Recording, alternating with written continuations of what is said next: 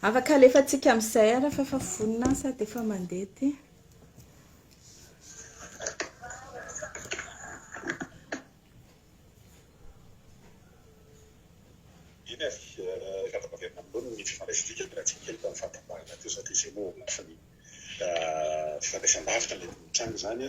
Isama lehibe aloha raha matao fagniso herinay mbola manaiky kafam-pankananay amin'izao fotoana izao mbola maty eo aloha nanao ty folo fintina ny andohany ty resaky ty izy lafiny zay tsika amin'izao fotoana izao teo amin'ny nampiditra mpiara-miasa hafa zany mila filipitoisy tao anatin'le raha teo tsika mitabaka. Averiko kely tsika aloha zany zao sady mivantana eo amin'ny Facebook ihany koa ary ho anareo izay manaraka eo amin'ny Facebook dia miditra mivantana amin'ny radio Top Radio any Madagasikara ny tenako amin'izao miala tsiny indrindra ny mifatarana kely fa nisy fatapana le connexion sy ny lafy teknika dia somary sairana kely nanao an'izay raha iverena koa dia fitiantsika hoe inona ny tomboany io raharaha romigeta io dia amin'izay averintsika ao anatin'le contexte tsara hoe iza no nitory azy inona nitoriana azy ahoana ny inona daholo ny porofo ny tazomin'ny fitsarana taminy ary inona ny mahatonga azy ho tsy haneponja intsony amin'izao tsika miteny izao. Voalohany indrindra aloha raha Patsahivina dia tratram-bodiomby izy tany Londres. Ny natratrarana anazy dia teo amin'ny fotoana tokony ny fanolorany zareo ny vola izay no takiny. Ny vola izay notakiny tamin'ny Gemfield dia 125 000 francs suisses. Ny laza izy hoe karama ny consultant izay miara-miasa aminy io 125 000 io ary izy dia karama ao anatin'le asa satria misy ekipa izay miara-miasa aminy ka mila karamaina mba hanao lobbying eny amin'ny Assemblée nationale ahafahany Gemfield mahazo ny licence d'exploitation au Madagascar. Zay zany ny ataoko hoe résumé an'le izy no napiditra ny Philippe Tabuteau tao anatin'le négociation ary nataony ohatrany hoe ina filaza zany écran zany ny société any Tabuteau ahafana mamoaka an'le vola ahafana mahazo an'le vola sy ahafana mandray an'le vola. Ny tapaka kely ny connexion fa toizantsika ihany. Zay fa miverina ny connexion antsika dia toizantsika ihany zany rehefa nandeha ny fitsarana izay narahanay tany Londres dia ny zavatra niseho teo dia nandritry ny ray andro maninitra izahay nieno enregistrement. Zany hoe ireo enregistrement ireo tsy phrase anankiray na hoe enregistrement anankiray fotsiny milaza hoe za mila mikarama fa enregistrement nanomboka tamin'ny 2022 ka hatramin'ny 2023 nisamborana anazy ary izy milaza hoe misy olona ataoko miona aminareo dia Philippe Tabuteau ary izy dia olona 20 taona niara-niasa tamiko ny société efa miara-miasa amiko foana dia izy no ampanaovitsika ny contrat izay fanarahantsika andoavanareo vola. Zay zany ny fitakiana vola voalohany. Milaza izy fa tsy soratra naizanaiza ny anarany. Normal izy raha mitenany amin'ny TV5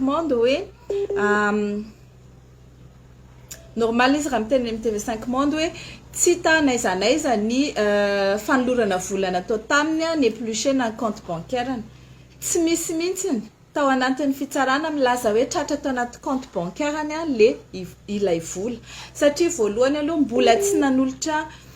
tsy nanao paiement taminy na Gemfield na ny NCA.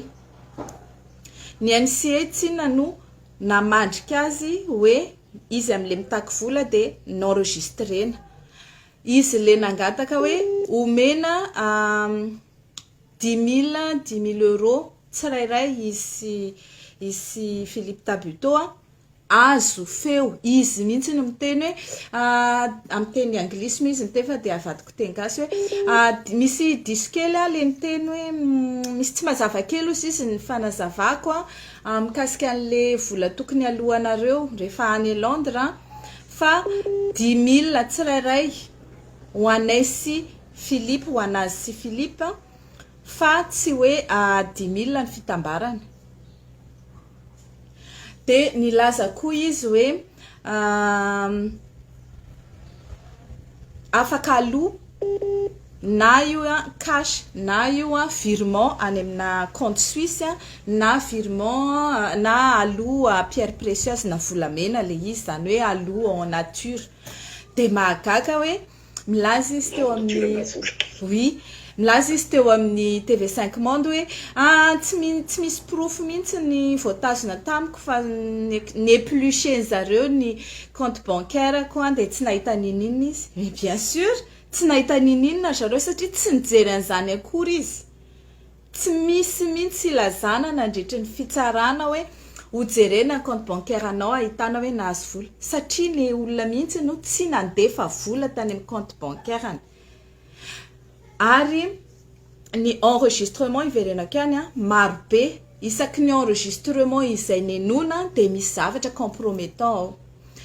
nanomboka izy niteny hoe ity misy olona interlocuteur anareo de zay teneniny de arahanareo teo zany de fa hoe alefaso ny vola 125 000 anomanantsika ny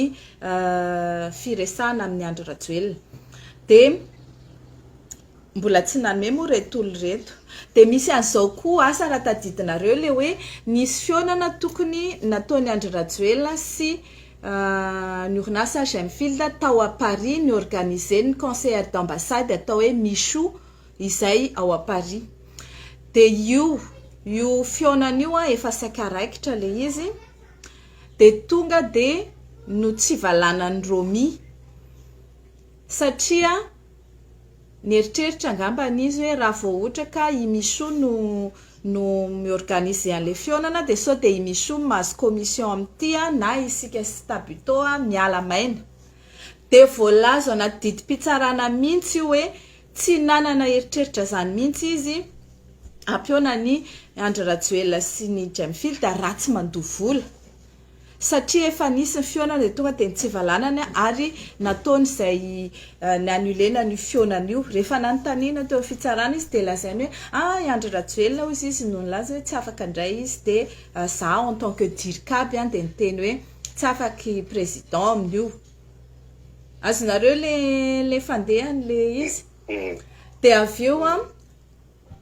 izy milaza zany hoe no fandriany izy rehefa lasa dirikaby fa satria izy le 1er sa le 2 mai no voatendry de tonga de miazakazaka be le fandrika non izy efa lasa dirikaby de izy no mandamina ny mombamombany ao amin'ny cabinet ny présidence ny tsy valanany ny fionany Andry Rajoelina sy Gemfield de ny teny izy hoe tokony secret ty fionana ty fa ianareo aza miresaka amin'iza na amin'iza fa izahay sy Tabuteau ihany no miresaka aminareo azo feo zany tompoko azo feo zany aveo de nrediger ny Tabuteau faranzaingana le contrat hoe ty misy contrat ny fanaovantsika amin'le asa atao de ny teny Gemfield fa manina moa zany izay raha maka cabinet privé hafa mihitsy ny amin'izay safidinay manao ny contrat zay fanaovantsika de ity no miara-miasa aminay ity société any Tabuteau ty de ny vola zay alohanareo de alefa amin'ny compte suisse atao hoe fiduciaire suisse na compte any Singapour na pays na cash mo le fa niteneko teo tsy verenatsika faharoa niteny koa izy hoe rehefa miona amin'ny Andry Rajoelina nareo de tsy lava be ny fotoana fa vetivetika fa efa homanitsika dolina zavatra tenenina de ao anatiny zay zavatra horesanareo amin'ny Andry Rajoelina zay de misy fanarana eo zany le tiako evina hoe manao négociation ho an'ny Andry Rajoelina izy anankiroa satria ao anatin'le préparation an'le hoe fionana amin'ny andro rajoela dia misy hoe omena action 20% ny fanjakana malagasy izay soloa ny andro rajoelona tena nefa ny lalàna malagasy tsy misy milaza mihitsy hoe tsy maintsy miditra actionnaire à 20% ao anatin'ny société manao investissement minière ny Madagasikara ny état malagasy fa ny voalazany lalàna dia mandoa redevance minière 3% ny société anankiray ary mahazo ny licence misy droit et taxe aloatra an'izany fa tsy misy mihitsy milaza hoe tsy maintsy miditra actionnaire ao ny état malagasy soloa ny andro rajoelona tena dia ankoatran'io 20% io dia niteny zareo hoe izahay koa dia mila miditra actionnaire 5% ao anatiny les sociétés dia niteny indray mifilda hoe aleo mba le amin'le 20% zay efa omenanareo any Madagasikara zany no angalana le 5% dia 15% zany no hoe any état malagasy dia 5% anareo dia eny ara ozy izy dia le société any Tabuto ihany mbola natao isoratra hoe actionnaire amin'le 5%. Azonareo amin'izay zany le izy hoe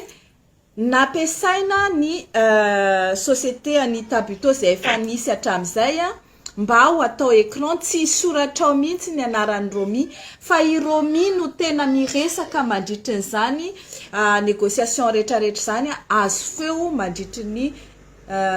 fifanarana sy fifampiresahana ataony zareo. Iverenako kely rehefa mivoaka ny didim-pitsarana unanime ny jury ny laza fa meloka i Romi tsy mila hoe tapakandro na telo andro na ohatr'izany zareo nandinika satria rehefa tena sarotra ny raharaha dia misy andro maromaro ny jury mandinika hoe meloka sa tsy meloka le olona fa ohatry ny adin-dray na adin-droa après dia efa niteny zareo hoe meloka unanime tsy nisy naningana hoe ohatrany tsy dia tena meloka ary fahatelo misy fotoana anontaniana izy hoe inona moa no tianao tenenina amin'le hoe mila payena ny ekipako ary zay mila mivelona dia ozy izy hoe zany tsy dia tena mahay teny anglisy tsara fa za kosa izy maikamaika hoe mamaly an'le izy fa Tabuto miteny amina hoe ekeokeo fotsiny izay zavatra teneny zareo moa za ozy izy napiditra ny Tabuto tao anatin'le négociation dia mba tsy hampahoainina ny Tabuto dia ekeko ny zavatra tenenina zany ny fiarovan-tenany eo anoloana ny fitsarana tsy mahay teny anglisy hono izy nefa ny olona nanao master business en administration tany à Londres dikan'izay niveau d'anglais anao farafaratsiny 900 raha ohatra ka eo amin'ny TOEIC ny jerena dikan'izay tsy maintsy micomprendre ianao miteny ianao fluently etc dia tsy mitombona zany filazana hoe tsy azon'le fanontaniana faharoa niteny koa izy hoe teo amin'ny fitsarana any Madagasikara ozy izy efa fomba fatao zany hoe misy une partie an'le investissement atao amin'ny investissement social izay ozy izy ny antony nangatanay ny 5% io hoe anaovana investissement social ahoana moa ny fomba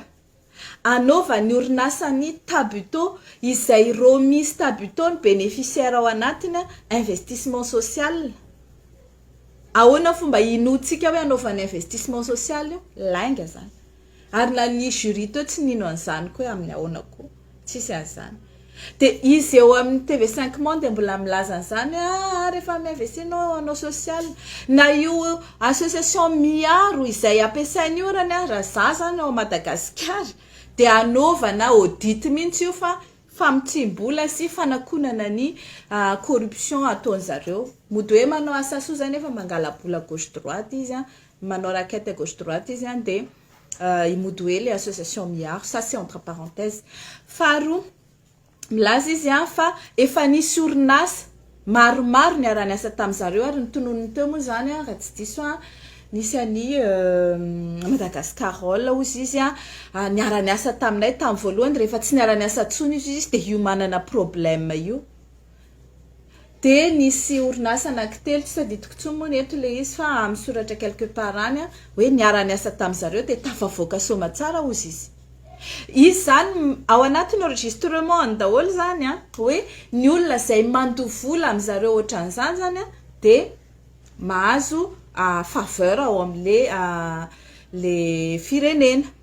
Izay any natonga anay ho sarotiny ao anatin'ity tantarity hoe ho amidy ohatran'izany ve zany ny harem-pirenena malagasy ary tsy misy tombontsoa ho an'ny malagasy le izy avy eo fa ho an'ny zareo le akaikaiky fitondrana ao dia amidiny izy ny lasa actionnaire alohan'ny hanomezana an'le licence dia izy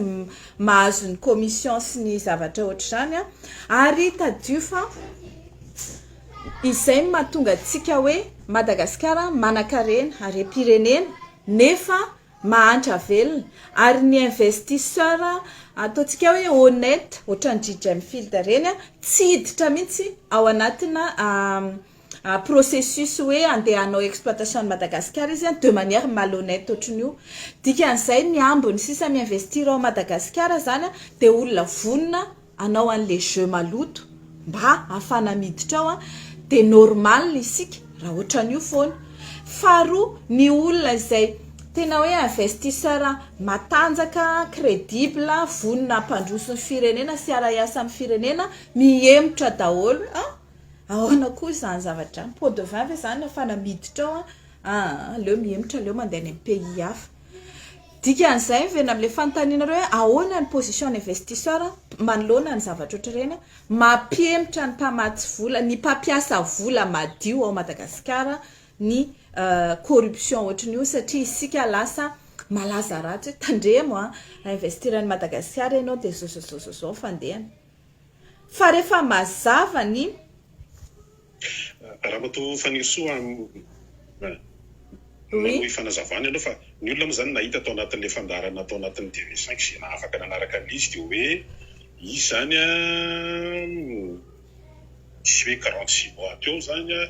inona tsara zany le tena hoe blanchi izy reo ataontsika hoe namenjena azy zavatra tsy mitombona fa zavatra ohatran'be zany defidefena mba mety hoe antotoana azy agna zany raha ohatra zay no matsotra an'izy inona zany le procédure satria ny hita moa zany dia hoe tany Londres izy tamin'ny farany herinandro koa izy eo amin'ny plateau ny TV5 zany hoe fa tsy anafonjatsony izy zany amin'izao fotoana zao ary efa niteny moa zany fa efa herinandro teo zay no voany fa mba karaha plateau dia anazavana ny tena marina manodidina n'indra raha iny inona zany mety hoe procédure inona le azavaiko ara ny natonga anazy mivoaka dia izao mandainga aloha izy raha milaza hoe blanchi araky ny filazany teo amin'ny TV5 Monde dia hoe nanana conduite exceptionnelle izy pour bonne conduite dia navoaka sady blanchi totalement izy zany dikan'le hoe blanchi moa zany raha mitera atao hoe inona ny dikan'izay dia hoe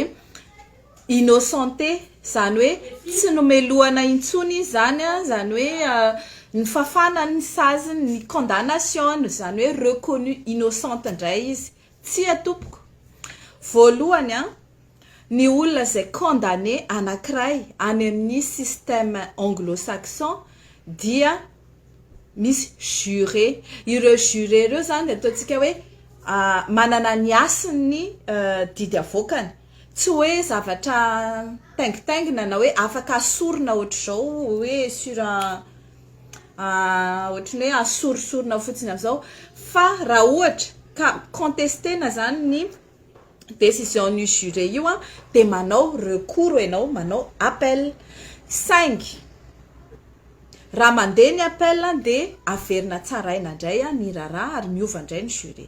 tsy izay nefa no nitranga dikan'izay eo anelanelany ny voan'ny dity tamin'ny volana mai ka hatramin'izao tsika mois d'août zao tsy nisy appel audience d'appel nandeha teo fa ny zavatra nisy dia zao any Londres voalohany indrindra rehefa niova ny prime ministre dia milaza izy hoe feno loatra ny fonja tsara marina fa ny fonja ny système judiciaire any Londres mihitsy na ny fonja na ny fitsarana dia lafo be 10,000 livres par jour ny koan'ny fitsarana anankiray zany hoe raha maharitra 15 jours zany ny fitsarana dia 150,000 livres dia ny fitazomana ponja koa dia misy vidiny, misy coût lafo be ho an'ny zareo.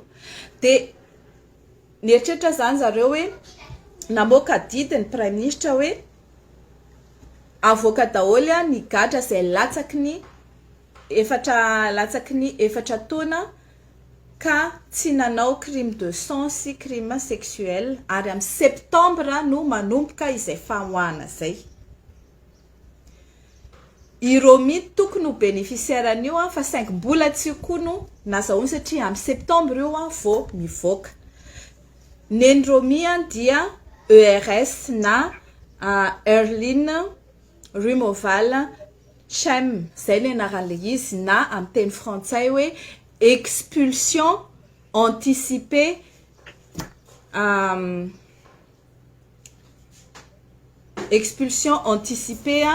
no natao anazy raha ohatrany any Frantsa dia ohatrany hoe OQTF,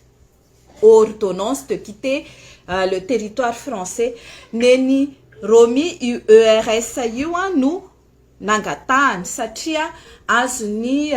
détenu étranger rehetra angatahana io raha mafeny fepetra anankiroa ianao. Voalohany indrindra sazy latsaky ny 5 taona,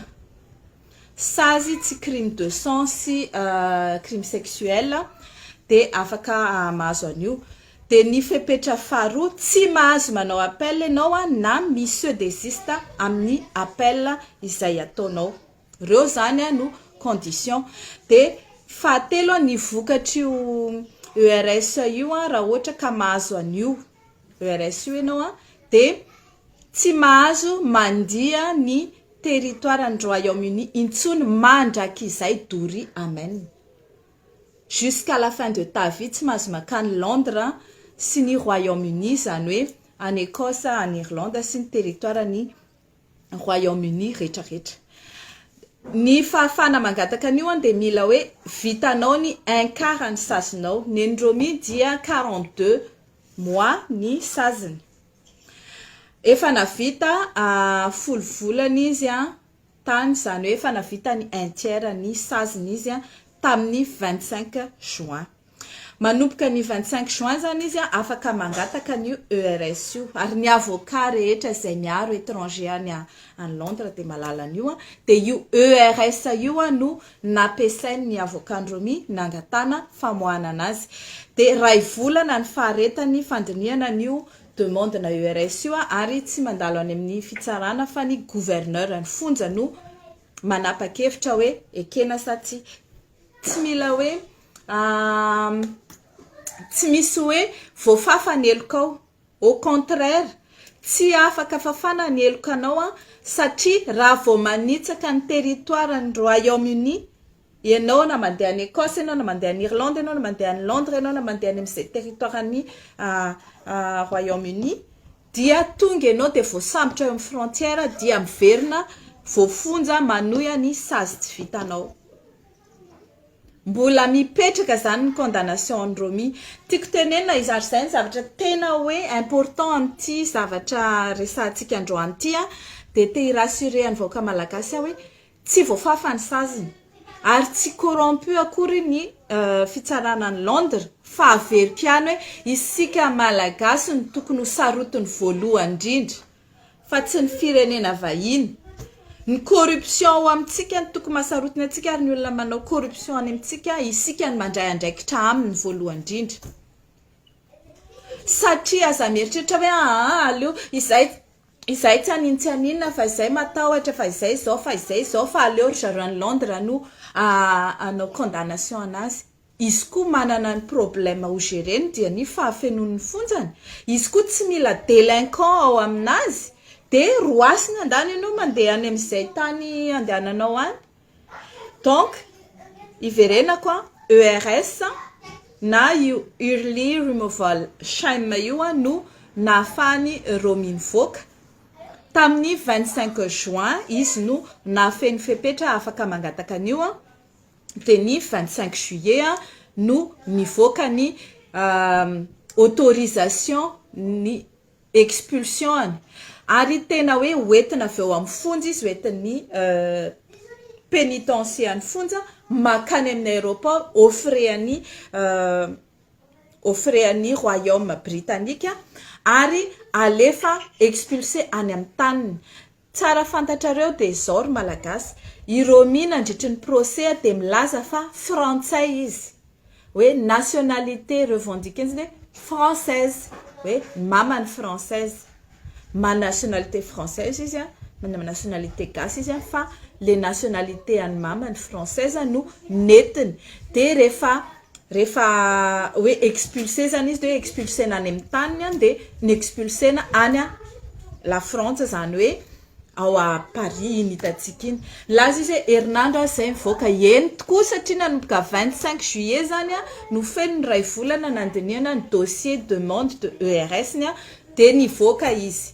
Contrat io ERS io soniavina. Rehefa manao sonian'io ianao dia miengagé anao mandrapatapitry ny ainao io. Raha ohatra zany Romy ka masay izy amin'izao tsika amin'ny teny zao hiverina indray eo amin'ny TV5 Monde dia asehoy ara le didim-pitsarana satria zahay manana ny didim-pitsarana izay nivoaka tamin'ny volana May lasa teo mikasika anazy milaza mazava noir sur blanc fa izy no auteur principal instigateur ary izy no cerveau tamin'io extorsion zany hoe fangatahana vola, abus de fonction ary tentative de trafic d'influence amin'ny poste zay ananany hoe afaka mi-influencer ny Andry Rajoelina azahoana décision favorable ho an'ny Gemfield. Asay voavoaka ny ara le didim-pitsarana milaza fa voadio izy raha marina zany satria ny zavatra misy dia ny contrat de ERS no ananany no soniaviny ary raha iny andana miverina ny anao eo amin'ny ndao mihitsy tsika senao Romy dia ho any miverina ny Londres dia raha ohatra ianao ka voadio dia manana droit izy hitory ny NCA sy ny Gemfield any Londres mangataka dommage intérêt hoe iza dia nigadra nandritra 2.5 volana noho ny zavatra tsy misy nefa zao blanchi fa tsy afaka manao an'izany satria vao mitotona eo amin'ny aéroport dia voasambotra. Ka isika malagasy marina fa hoe mampalahelo atsika le atao voaka sahady fa anjara ny fitsarana malagasy no mandray ny andraikitra amin'ny zavatra nataony fa rehefa tsy hanao an'izany fitsarana malagasy fa mbola mieritreritra hoe ny mpangalatra akoho, ny mpianatra izay mitaky bourse, ny mpanohitra izay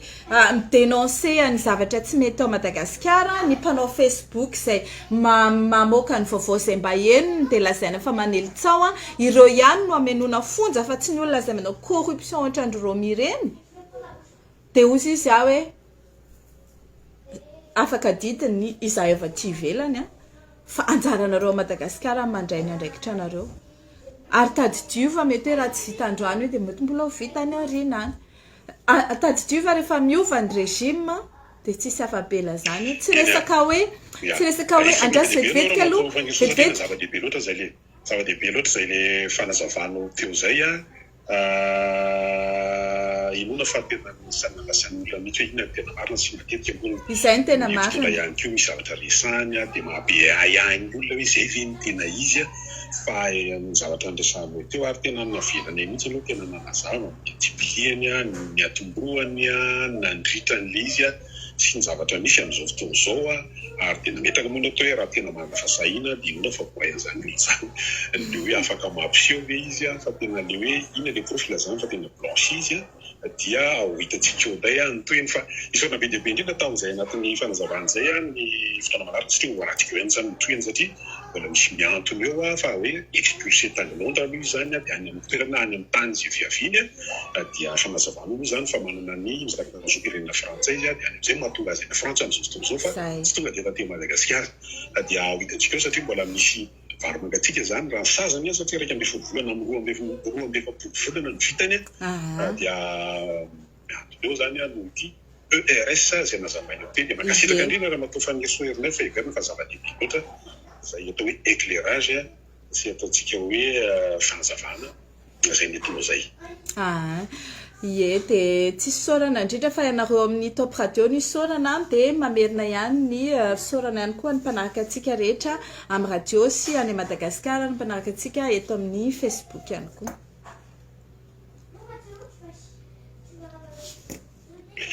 Dia zay ihany koa no namarana ny fambarana manokana tamin'ity atoandro ity ikariny fahasalahibe. Toizantsika kely eto amin'ny live eto amin'ny Facebook ny fanazavako teo. Be dia be manko no manontany hoe inona zany no ataonareo